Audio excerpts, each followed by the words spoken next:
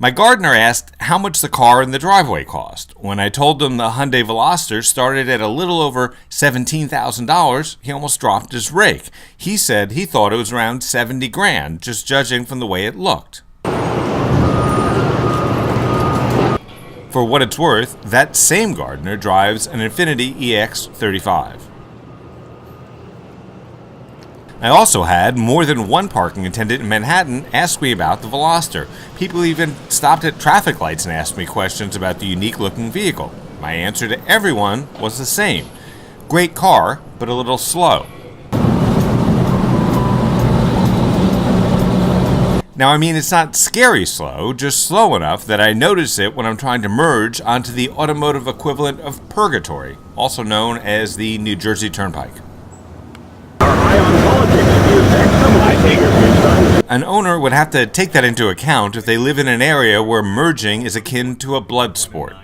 I wouldn't call it underpowered, but it's the performance is a little underwhelming. One of the most interesting things about this latest Korean creation is the Geo-Fence.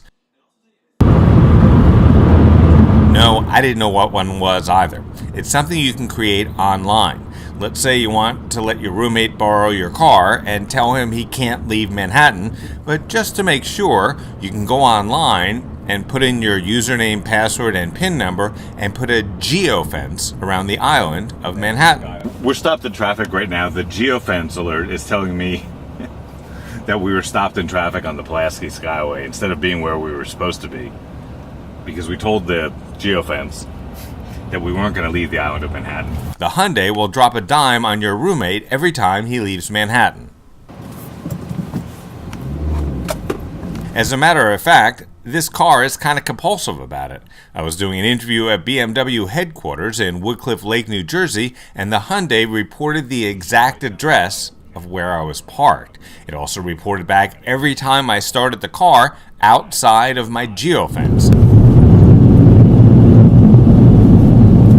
It can be configured to text message, email, or give a robocall to tell whomever is designated that the car has strayed from its designated route. There's even a curfew alert.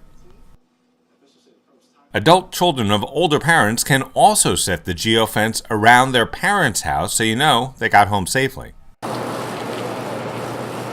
The Hyundai Veloster also has the best voice recognition software of any car I've ever tested.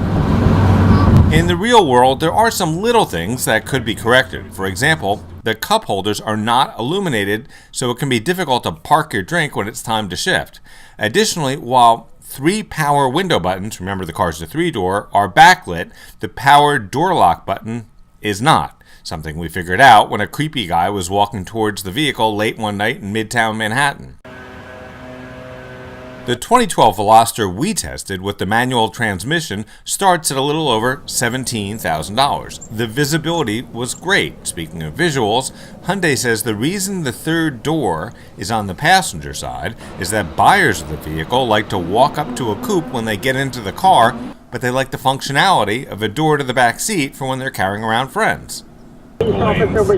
One friend of mine, who is 5'10", sat in the back seat and said that while it was comfortable, the headroom was a little tight. As a matter of fact, Hyundai has a warning sticker on the inside of the back hatch warning you not to bonk the backseat passengers when you slam the hatch closed. According to an executive from Hyundai, the Veloster will get you from 0 to 60 in 9.8 seconds. The 1.6-liter direct-injected 4-cylinder engine generates 138 horsepower and 123 pound-feet of torque. The trade-off for that relaxed acceleration comes at the pump.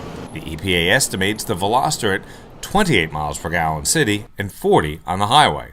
The Veloster is also a pleasure to drive in the twisties, even if it may put your stomach into twisties if you're trying to get out of the way of a tractor-trailer.